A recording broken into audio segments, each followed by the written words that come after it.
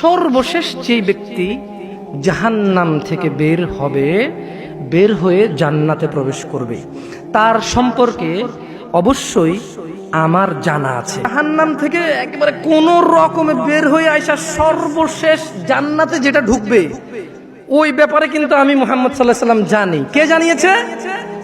আল্লাহ। সুবহানাল্লাহ, সুবহানাল্লাহ।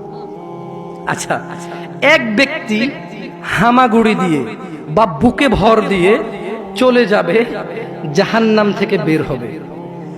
জাহান্নাম থেকে বের হলে তখন আল্লাহ জাল্লা ওয়া আলা, কে? আল্লাহ জাল্লা ওয়া আলা বলবেন। কাকে বলবেন বলেন তো?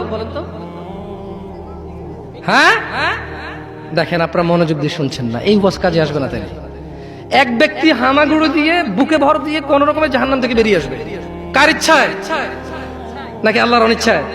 ওই ব্যক্তির ক্ষমতায় নাকি আল্লাহর ইচ্ছায়, ভালোবাসায়? আচ্ছা, তখন আল্লাহ আযজা ওয়া জাল বলবেন। কে বলবেন?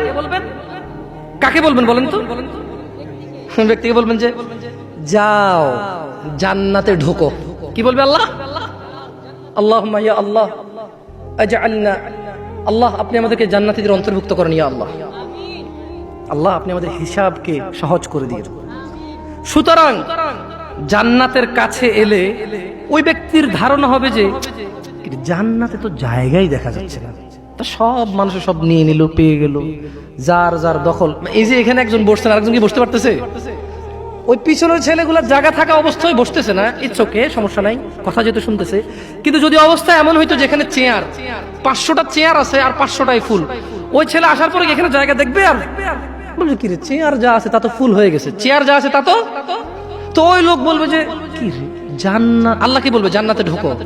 সে জান্নাতের কাছে এসে বলবে যে জান্নাত তো ফুল হয়ে গেল, তার ঢোকার জায়গায় খুঁজে পাচ্ছি না, কই ঢুকবো, সব তো মানে ফুল হয়ে গেছে।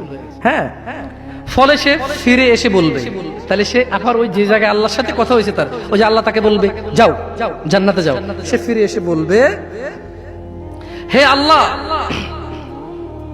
জান্নাত তো পরিপূর্ণ দেখলাম। আল্লাহ সুবহানাহু ওয়া তাআলা বলবেন যাও জান্নাতে প্রবেশ করো। তখন সে জান্নাতের কাছে এলে তার ধারণা হবে যে জান্নাত তো ভরে গেছে, তো পরিপূর্ণ হয়ে গেছে। তাই সে আবার ফিরে এসে বলবে ইয়া আল্লাহ। তার মানে মানুষ আল্লাহর সাথে কথা বলবে। মানুষ কার সাথে কথা বলবে? আল্লাহু আকবার, আল্লাহু আকবার। আর জান্নাতি ছাড়া কেউ কথা আল্লাহর সাথে বলতে?